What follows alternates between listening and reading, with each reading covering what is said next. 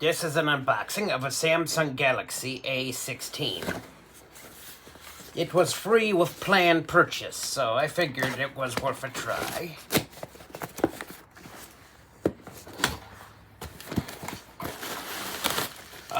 Air balloon things to keep it from getting banged around.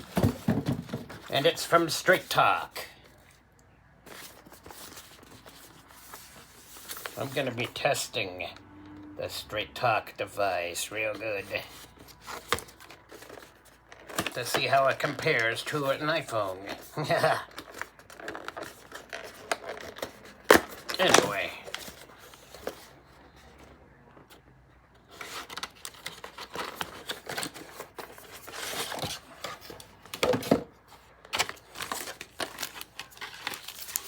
This is the USB Type-C to Type-C cord. They don't have the power brick, which is typical these days. But this one has a SIM ejector tool. That's something that a lot of the premium phones lack.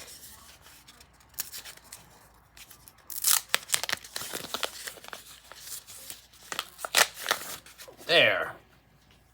Nice. A nice flat one. This body is similar to that of an iPhone 13 Pro Max in terms of the flat body around here, so that's not too bad.